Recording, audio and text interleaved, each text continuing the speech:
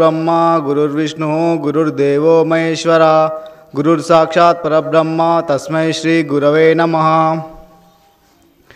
पालकोंड विहाराय पापपंक निवारिणे शिवदेव स्वरूपाय श्री प्रेमानंद सद्गुरुं अज्ञानम अने चीकटिनि पारद्रोली జ్ఞానం అనే వెలుగును ప్రసాదించడానికి ఈ యుగంలో ఈ కాలంలో ఈ ప్రదేశంలో అవతరించినటువంటి బ్రహ్మచారి మహర్షి సద్గురు శ్రీ శ్రీ శ్రీ ప్రేమానంద స్వామి గురువర్యులకు నా సాష్టాంగ నమస్కారములు. అదేవిధంగా ఆశ్రమంలో స్వాముల వారి శిష్యులైనటువంటి ఆచార్య శ్రీ శివానంద స్వాముల వారికి, శ్రీ ఆచార్య శ్రీ శివ అమృతానంద స్వాముల వారికి, ఆచార్య శ్రీ చిదానంద స్వాముల వారికి నా నమస్కారములు. అదేవిధంగా స్వామివారి ఆధ్యాత్మిక ప్రబోధాలు వింటూ ముక్తి మార్గం పొందాలని ఇక్కడికి విచ్చేసిన సోదర సోదరిమణులకు నా నమస్కారములు. స్వామివారు పూర్వాసనంలో చిన్నతనంలో మా నాన్నమ్మ నాకు తెలియపరిచిన స్వామి అనుభవాలను మీతో పంచుకోవాలని అనుకుంటున్నాను. స్వామి గురుదేవులు చిన్ననాటి నుంచే అహింస, ఆధ్యాత్మికం, ప్రబోధాలు, జీవకారుణ్యం ఏదైతే దైవ సంపద ఉన్నదో ఆ విషయాలను ప్రతి ఒక్కరికి బోధిస్తూ ఉండేవారు. స్వామివారు పూర్వాసనంలో ఉన్నప్పుడు చిన్నతనంలో తోటివారితో కలిసిమెలిసి ఉన్నప్పుడు ఒకరోజు అందరితో పాటుగా ఆటలాడుకున్న సమయంలో, చిన్నతనంలో సాయంకాలం సమయంలో తోటివారితో ఆటలాడుతున్న సమయంలో స్వామి మరణించాడని స్వామిని తీసుకొని స్వామివారి ఇంటి దగ్గర మరణించాడని పడుకోబెట్టి వెళ్ళిపోయారు.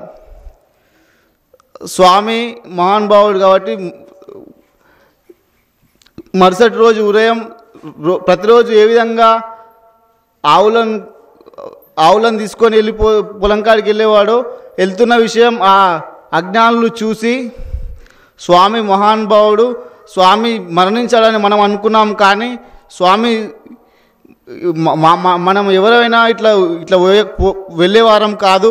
స్వామి మహానుభావుడు దేవుడు కాబట్టే స్వామికి ఏం కాలేదనే విషయం గ్రహించి మన గ్రామంలో ఇలాంటి మహానుభావుడు ఉన్నాడా అనే విషయాన్ని గ్రహించగలిగారు. అదేవిధంగా చిన్ననాటి నుంచి స్వామి అహింస అనే మాట ఎప్పుడు చెప్తుండేవారు. పూర్వకాలంలో ఊర్లలో మట్టి గోడలతో మట్టి ఇంట్లో నిర్మాణం చేసుకొని ఉండేవారు. ఇంటి పక్కన స్థలాలలో ఎలుకలు, పందికొక్కులు వచ్చేవి. ఆ చుట్టుపక్కల ప్రాంతాలలో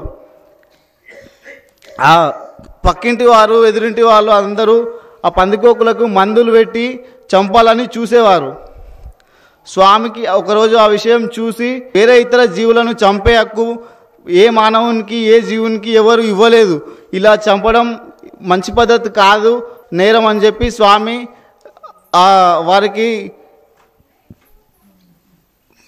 వారికి ఉపదేశం వారికి ఆ విషయం చెప్పి ఇతర జీవులను చంపదని తెలియపరిచాడు. అదేవిధంగా స్వామి పొలం దగ్గరికి వెళ్ళినప్పుడు అక్కడ ఒక గొప్ప వృక్షం దుష్యంత చెట్టు అని ఒక చెట్టు ఉండేది. అక్కడ పక్కనున్న గ్రామంలో గిరిజనులు ఆ పొలం కాడికి వచ్చి వేటకు వచ్చి ఆ పొలంలో ఉన్న ఆ చెట్టును ఎట్టి పరిస్థితుల్లోనైనా 2-3 రోజులలో ఆ చెట్టును తీసుకోవాలని భావించి వచ్చి చూసిపోయినారు. ఆ తర్వాత రోజు అర్ధరాత్రి సమయంలో వచ్చి ఆ చెట్టును వారు దొంగతనంగా నరుక్కొని వెళ్ళారు. స్వామి మహానుభావుడు, దైవ స్వరూపులు కాబట్టి ఆ విషయం స్వామి గ్రహించిండు. చుట్టుపక్కల ఆ ఊర్లో ఉన్న గ్రామస్తులను తీసుకొని ఆ గిరిజనుల్లో చేసిన పని అని చెప్పి స్వామి గ్రహించి వాళ్ళ దగ్గరకు పోయి, నాయనా ఈ చెట్టు ఎందుకు ఇట్లా తీసుకుపోయారు ఏంది అని అడిగితే వాళ్ళు ఆ గిరిజనులు మాకేం తెలియదు స్వామి, మాకేం సంబంధం, మేమేం చేయలేదు, మాకేం తెలియదు అనే మాట స్వామితో అన్నారు. ఎందుకు అబద్ధాలు మాట్లాడుతున్నారు, కపట మాటలు ఇట్లా చెప్పడం కరెక్ట్ కాదని చెప్పి ఆ గిరిజనులు ఆ చెట్టు దొంగిలించి ఎక్కడైతే ఒక అయ్యవారిగూడానికి సుమారు 4-5 కిలోమీటర్లు ఉన్న ఏనకింది తండా అని చెప్పి ఏనెలో ఒక సొరంగంలో దాచిపెట్టిన విషయం స్వామి నేరుగా ఎవరైతే గిరిజనులు దొంగిలించారో వాళ్ళను ఊరు వాళ్ళను తీసుకొని పోయి నేరుగా అది తీసుకొని చూపిస్తే ఆ గిరిజనులు స్వామి మాది తప్పైంది పొరపాటు అనే విషయం గ్రహించి స్వామిని వేడుకొని స్వామి నిజంగా దైవ స్వరూపులని వారు కూడా భావించారు. అదేవిధంగా అప్పుడు స్వామి చిన్నతనంలో ఉన్నప్పుడు వ్యవసాయం చేసే సమయంలో కూడా అక్కడి నుంచి అయ్యవారిగూడెం నుంచి యాచారం కూరగాయలు తీసుకొని కూరగాయలు పోవాలని ఉంటుంది కదా మార్కెట్కి పోవాలంటే.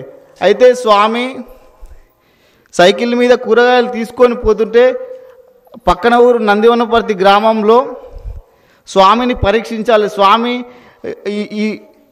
అప్పుడు స్వామి బాలుడి రూపంలో ఉన్నాడు. ఈ బాలుడు గురించి చాలామంది చాలా విధాలు గొప్పలు చెప్తున్నారు కదా, నిజంగా స్వామి గొప్పవారా అని పరీక్షించాలని వేరే వ్యక్తులు స్వామి టమాటాలు కూరగాయలు అడిగితే ఇస్తారా అని భావించి అడిగాడు. ఆ వ్యక్తికి ఎవరైతే వ్యక్తి అడిగారో ఆ వ్యక్తికి సరిపోయేటన్ని కూరగాయలు స్వామి ఇచ్చినాడు. అదేవిధంగా ఇవి మొత్తం ఇస్తావా అని కూడా అడిగిండ్రు స్వామిని పరీక్షించాలని. తీసుకొని ఆయన సంతోషంగా ఇస్తా అని చెప్పి స్వామి ఇచ్చిన విషయాన్ని వాళ్ళు గ్రహించి స్వామి నిజంగా త్యాగానికి దానానికి మారుపేరు అనే విషయం వాళ్ళు కూడా గ్రహించారు. అట్లాంటి మహానుభావుడు